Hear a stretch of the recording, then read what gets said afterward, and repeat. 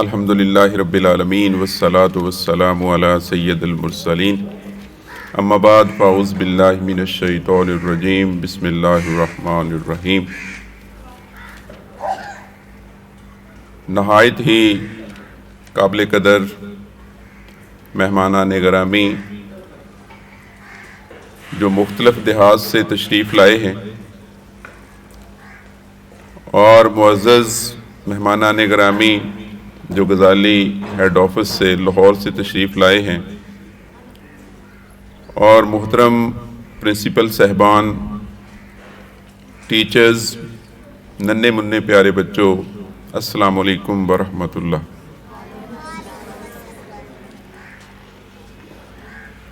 سب سے پہلے تو میں اللہ رب العزت کا شکر گزار ہوں جس نے ہمیں اپنے حبیب محمد مصطفیٰ صلی اللہ علیہ وسلم کی ثنا کا موقع دیا اور ہمیں اتنی صلاحیت عطا کی کہ ہم اپنے ٹوٹے پھوٹے الفاظ میں آقا محمد مصطفیٰ صلی اللہ علیہ وسلم کی شان میں کچھ الفاظ پیش کیے۔ یہ میرے اللہ کی رحمت ہے، یہ میرے مولا کی دین ہے، ورنہ اس قدر عظیم ہستی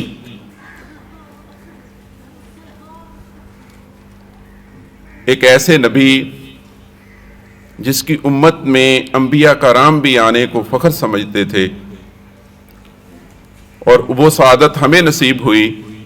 کہ ہم آقا محمد مصطفیٰ صلی اللہ علیہ وسلم کے امتی بنے، اس سے بڑی سعادت اور کیا ہو سکتی ہے۔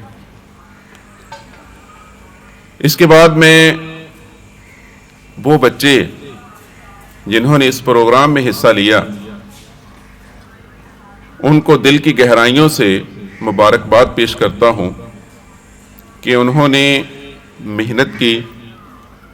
اور ایک جذبے کے ساتھ، محبت کے ساتھ آقا محمد مصطفیٰ صلی اللہ علیہ وسلم کی زندگی کے بارے میں اپنے خیالات کا اظہار کیا۔ نہ صرف اظہار کیا بلکہ ہر بچے نے اپنی تقریر کے اندر ایک میسج بھی ہمارے لیے چھوڑا، اور وہ میسج ایسا ہے جس پر ہمیں سوچنا چاہیے۔ میں ان بچوں کو مبارکباد دیتا ہوں، اور دوسری بات یہ حقیقت ہے کہ بچہ سٹیج پہ آ کے ویسے ہی نہیں بول گیا، اس کے اوپر محنت ہوئی ہے۔ ان کی محنت کرنے والے کون لوگ ہیں؟ ان کے اساتذہ۔ اللہ تعالیٰ ان کی صلاحیتوں میں اضافہ فرمائے۔ اللہ رب العزت ان کو،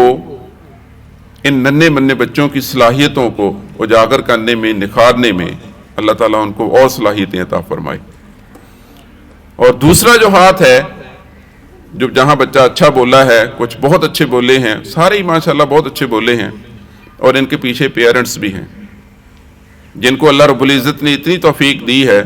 کہ وہ اپنے بچے کی تعلیم اور تربیت میں اپنا رول ادا کریں۔ ان پیرنٹس کو بھی مبارکباد۔ اور جو لوگ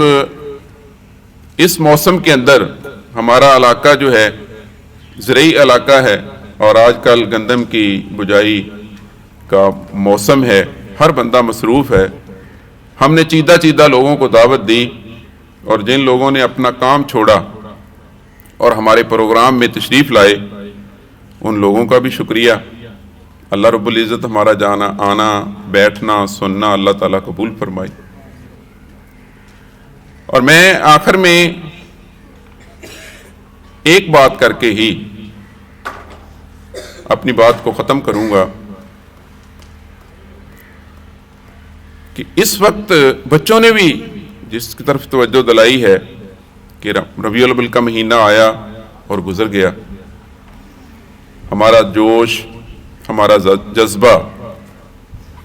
اللہ کے نبی سے محبت کا اظہار لوگوں نے مختلف انداز میں کیا،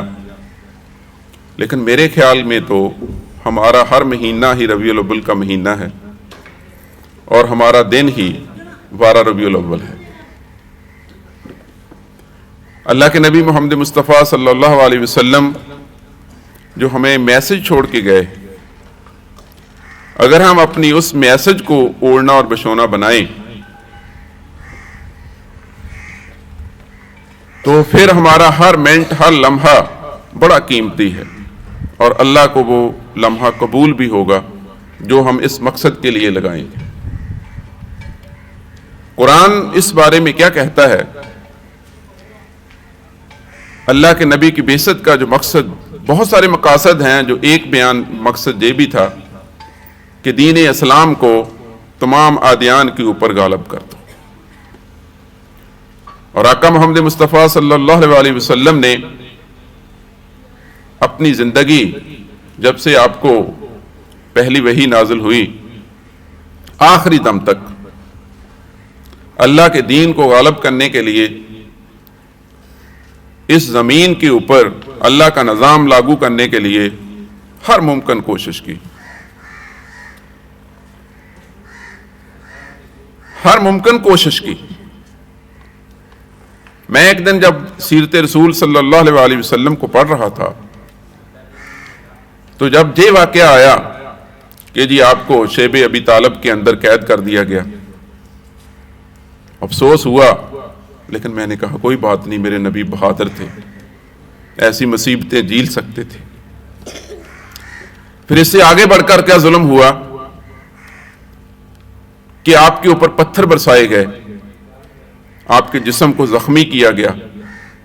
نالین مبارک خون سے بھیگ گئے۔ پھر میں نے کہا میرے نبی ایک عظیم مقصد لے کے آئے تھے، اور اللہ رب العزت نے ان کو اتنی ہمت اور توفیق دی تھی، انہوں نے اس دکھ کو بھی برداشت کیا۔ اس سے بڑھ کر کیا ظلم ہوا؟ ظالموں نے میرے آقا محمد مصطفیٰ صلی اللہ علیہ وسلم کے اوپر پتھر برسائے، دندان مبارک شہید ہوئے، آپ بے ہوش ہوئے، اور صحابہ کرام کو جہاں تک خطرہ لاحق ہو گیا کہ ہمارے رسول محمد مصطفیٰ صلی اللہ علیہ وسلم اپنے اللہ سے جا ملے،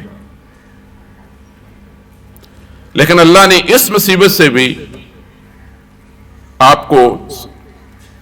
نکالا، آپ دوبارہ سے حجاب ہوئے، اور آپ نے دوبارہ پھر کلمہ حق جو ہے بیان کیا، اور اس کے لیے آگے بڑھے۔ اس سے بڑھ کر جب میں اس بات پہ پہنچا، میں یقین مانے میں اپنے جذبات پہ قابو نہیں رکھ سکا۔ جب ظالموں نے ظلم کی انتہا جہاں تک کر دی کہ آپ کی بیٹی کے اوپر جب بار ہوا، نیزوں سے جب آپ کی بیٹی کے اوپر بار ہوا، آپ کی بیٹی کو زخمی کیا گیا، اور آپ سواری سے نیچے بھی گریں، اور اس بیٹی کے پیٹ میں بچہ بھی تھا، اور جب بیٹی اپنے باپ کے پاس پہنچتی ہے اور سر آپ کی گود میں رکھ کے یہ بتاتی ہے، تو پھر میرے دیکھیں باپ کی حیثیت سے سوچیں، ماں کی حیثیت سے سوچیں کہ جب اولاد کے اوپر اس حد تک ظلم ہو جائے تو والدین کے اوپر کیا گزرتی ہے۔ میرے آقا محمد مصطفیٰ صلی اللہ علیہ وسلم نے اس دکھ کو بھی برداشت کیا۔ اب سوال یہ پیدا ہوتا ہے کہ اتنی ساری مصیبتیں، اتنے سارے دکھ 23 سالہ زندگی میں جو برداشت ہوئے، جس کی آپ کی ذات کو نشانہ بنایا گیا، ایک محفل کے اندر ظالموں نے آپ کی 2 بیٹیوں کو طلاق دے دی گئی، آپ نے اس دکھ کو بھی برداشت کیا، لیکن ایک کلمہ، ایک بات نہیں چھوڑی کہ لا الہ الا اللہ محمد الرسول اللہ۔ اور آج جس بات کی ضرورت ہے، جس محبت کی ضرورت ہے، سیرت کو اپنانے کی جو ضرورت ہے، جو میلاد منانے نہیں میلاد اپنانے کی ضرورت ہے، وہ میرے آقا کی اسی سیرت کو ضرورت ہے کہ اللہ کا جو حکم ہے، اللہ کا جو قانون ہے، جب تک اس دنیا میں ہم لاگو کرنے کے لیے اپنی جدوجہد نہیں کرتے، شاید ہماری نمازیں، ہمارے روزے، ہماری زکاتیں، ہمارے حج ہمارے کام نہ آ سکیں۔ مین عبادت یہ ہے، مین عبادت یہ ہے دنیا کے اوپر کلمہ حق کی جو بالادستی کرنا۔ میرے بچوں، میری بیٹیوں، میرے ٹیچرز، اساتذہ اور میرے بھائیوں، اس کے لیے فکر کریں کہ اس اللہ سے ملنا ہے، وہاں آقا محمد مصطفیٰ صلی اللہ علیہ وسلم بھی ہوں گے، ان کے سامنے پیش ہونا ہے، اور یہی سوال ہوگا کہ آپ نے میرے دین کے لیے کیا کیا، میرے نظام کو غالب کرنے کے لیے آپ نے کتنی جدوجہد کی، تمہارے مال کا کتنا حصہ میرے دین کو غالب کرنے کے لیے لگا،